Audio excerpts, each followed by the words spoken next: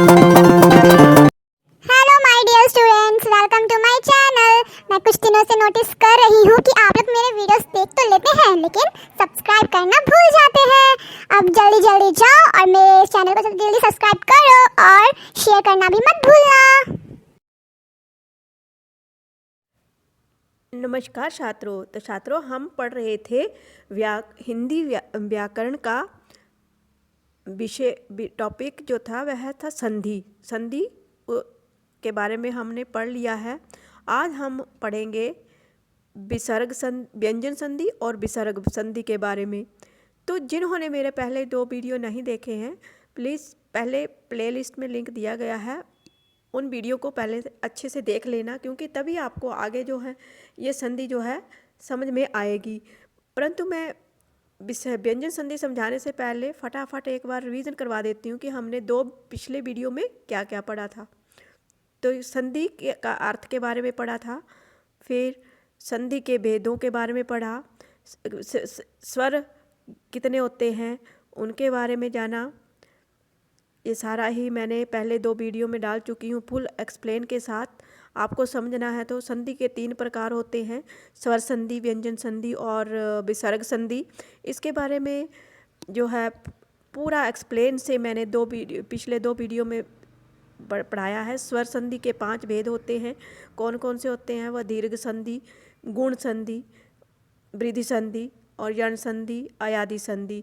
तो आज अभी तक हमने इन सभी भेदों का फुल एक्सप्लेन करना सीख लिया है। जिन बच्चों ने मेरे जो 2 वीडियो पहले के नहीं देखे हैं और संधि का अच्छे से समझना चाहते हैं तो उनको ज़रूर देखना पड़ेगा, क्योंकि ये मैंने आपको मेन बातें बता दी। अभी हम आज पढ़ने वाले हैं व्यंजन संधि के बारे में। तो व्यंजन संधि मैंने आपको पहले ही बताया था, जब मैंने शुरू में टॉपिक समझाना शुरू किया था तब बच्चों, कि व्यंजन संधि मीन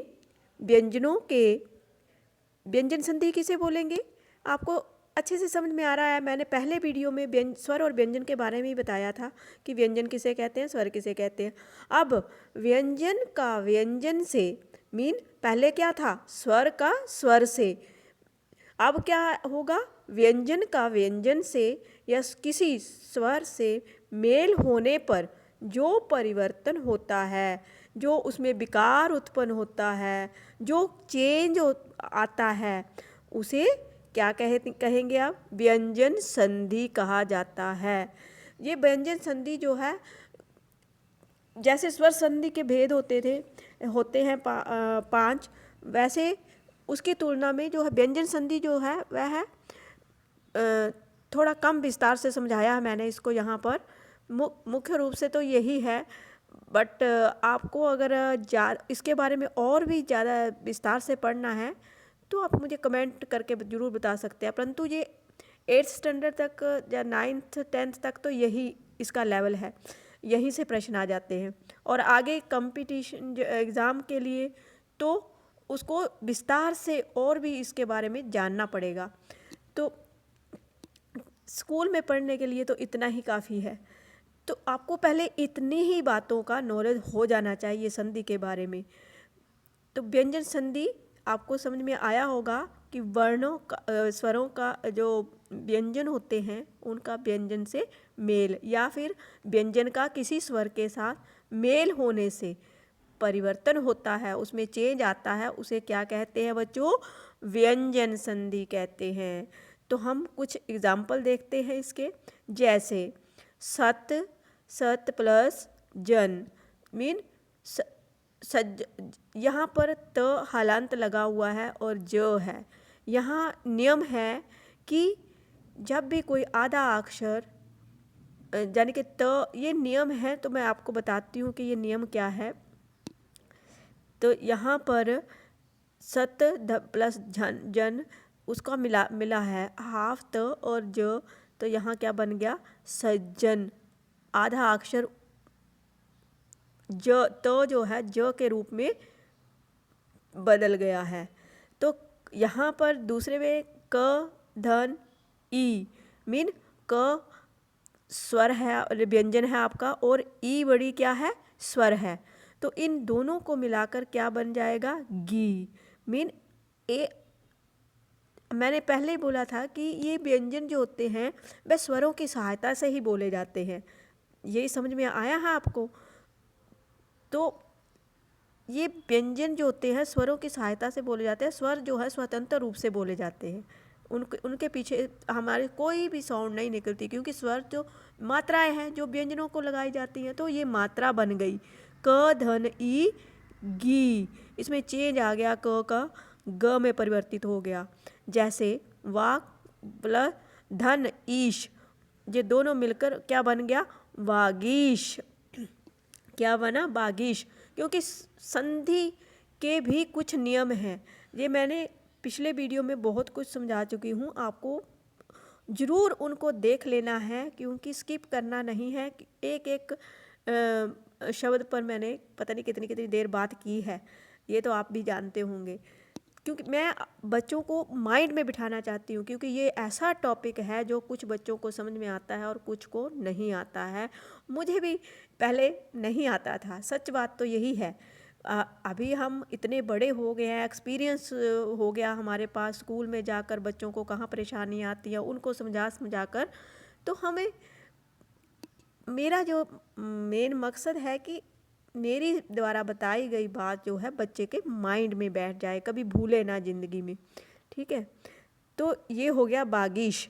तो यहाँ पर ये नियम बता रहा है कि त का मेल, अगर बच्चों त का मेल ग घ द ध ब भ य र ब या किसी स्वर से हो जाए तो क्या बन जाता है, द।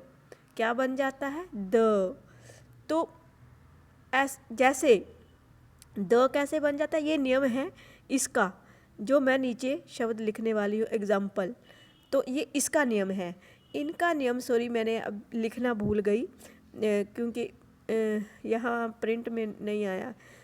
तो यहाँ ये नियम है इसका, त धन ई, मीन त के साथ ये सारे ही व्यंजन जो हैं, कोई भी व्यंजन इनमें से आ जाएगा या ई के प्लेस पर, तो क्या बन जाएगा, दी।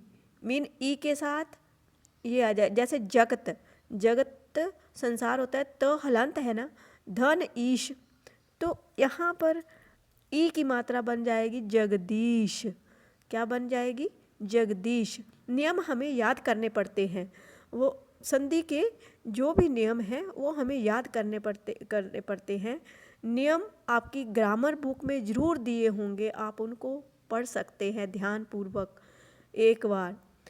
यूज़ करना तो मैंने बता दिया, आपको अच्छे से समझा दिया कि कैसे कैसे, तो आप एक बार रीडिंग करके आपको अच्छे से वो रूल समझ में आ जाएंगे।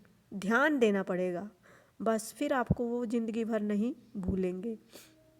तो यहाँ पर यही रूल है कि त के साथ किनका मेल ग घ द ध ब भ म य र ब या किसी स्वर से हो जाए तो क्या बन जाएगा, द बन जाएगा। क्या बन जाएगा, द बन जाएगा। यहाँ पर त के साथ ई स्वर का मेल हुआ तो दी बन गया, ई की मात्रा आ गई तो जगत धन ईश बन गया जगदीश। ठीक है, अब चलते हैं नेक्स्ट संधि के, क्योंकि व्यंजन संधि के बारे में मैंने इतना ही यहाँ पर समझाया है, ये ज़्यादा नहीं पूछी जाती। सिर्फ स्वर संधि के जो भेद हैं वही हमें कंफ्यूज करते हैं एग्ज़ामों में, उन्हीं के बारे में बार बार पूछा जाता है, क्योंकि इसके तो वर्ड से ही पता चल रहा है कि व्यंजन का व्यंजन से मेल या व्यंजन का स्वर से मेल हो जाए तो व्यंजन संधि होती है। तो हम उसको पहले अक्षर के अंत में देखेंगे कि स्वर है या व्यंजन, और सेकंड शब्द के फर्स्ट में देखेंगे कि व्यंजन है या स्वर, तो हमें पता चल जाएगा कि ये कौन सी संधि है। ठीक है, तो नेक्स्ट है विसर्ग संधि। विसर्ग संधि का प्रयोग अधिकतर संस्कृत में होता है, परंतु हिंदी में भी होता है। इसका कहीं ना कहीं यह कॉम्पिटिटिव एग्ज़ाम में बहुत क्वेश्चन बनते हैं। विसर्ग के साथ मीन विसर्गे जो होती हैं, दो डॉट, जिसको क्या बोलते हैं, विसर्गे। इसको क्या बोलेंगे, विसर्गे लगे होते हैं ना, दो डॉट अक्षर के साथ, सॉरी। तो उनको बोलते हैं विसर्गें। तो के स्वर या व्यंजन के मेल से जो परिवर्तन होता है। अब विसर्ग संधि में क्या है, स्वर भी हो सकता है और व्यंजन का भी मेल हो सकता है, स्वरों का भी मेल हो सकता है, व्यंजनों का भी मेल हो सकता है, और उनके जो परिवर्तन से मीन चेंज से जो चेंज होता है, उनके लगने से जो चेंज आता है शब्द में या परिवर्तन होता है, उसे क्या कहते हैं बच्चों, विसर्ग संधि कहते हैं। तो कुछ इसके एग्जाम्पल देखते हैं, जैसे निश्चय, नी विसर्गे आ गई बीच में, च य, निश्चय, निश्चय बोलते हैं ना हम, निश्चय, निश्चय। तो यहाँ पर इसका जो संधि हुआ है, ये क्या है, विच्छेद जो होता है, नी धन चय, और यहाँ पर विसर्गे लगी हैं, ऐसे है ये वाला प्रिंट में थोड़ा सा मिस्टेक है, तो मैंने समझाया आपको। निश्चय मीन विसर्गे किस में चेंज हो गई, चय, निश्चय, श में, नी धन मल, यहाँ पर विसर्गे किस में चेंज हुई, र में, निर्मल, निर्मल। ये नियम आपको पढ़ने पड़ेंगे, ढंग से पढ़ने पड़ेंगे, ग्रामर बुक में दिए होते हैं नियम, तो वो जरूर आपको पढ़ने पड़ेंगे। निधन चल, निश्चल, निधन निश्चल, चल निश्चल, और निधन शल, निश्चल। यहाँ क्या परिवर्तन आ रहा है, कहीं श लग रहा है, कहीं र लग रहा है, कहीं क्या लग रहा है, श लग रहा है, कहीं र लग रहा है। हाफ, और हाफ शब्द देखते हैं, आपको खुद ही समझ में आ जाएगा कि यहाँ पर कौन सी संधि है, विसर्ग संधि है। विसर्गे जहाँ लगी होती हैं वहाँ पर विसर्ग संधि ही होती है। तो ये जो है ज़्यादा पूछते नहीं हैं, परंतु ये विच्छेद करने को जरूर आ सकता है शब्द को। तो जहाँ पर हाफ शब्द होता है तो वहाँ पर नी उसको विसर्ग संधि लगाकर उसको क्या करना है, विग्रह कर देना है। निधन संदेह, निसंदेह, निधन संदेह, निसंदेह, निधन कपट, निष्कपट, निधन कपट, निष्कपट, ये विच्छेद करने के लिए आते हैं। तो विच्छेद आपको विसर्गे लगा के करना है। हाफ शब्द देख लेने हैं और ये शब्द याद रख लेने हैं, श स श।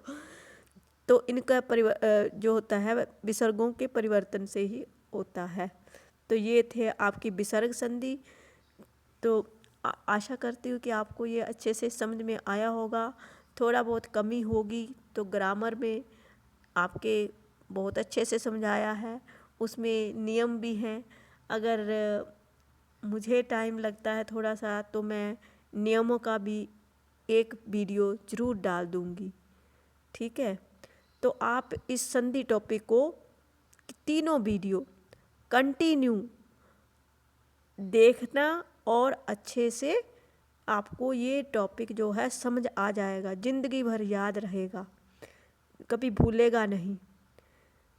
तो थैंक्स फॉर वॉचिंग, मिलते हैं नेक्स्ट वीडियो में। प्यारे बच्चों, जिन्होंने मेरे चैनल को अभी तक सब्सक्राइब नहीं किया है, मेरे चैनल को सब्सक्राइब कर दें ताकि आपको मेरे आने वाली वीडियो का नया नोटिफिकेशन मिल सके। लाइक और शेयर भी जरूर कर देना।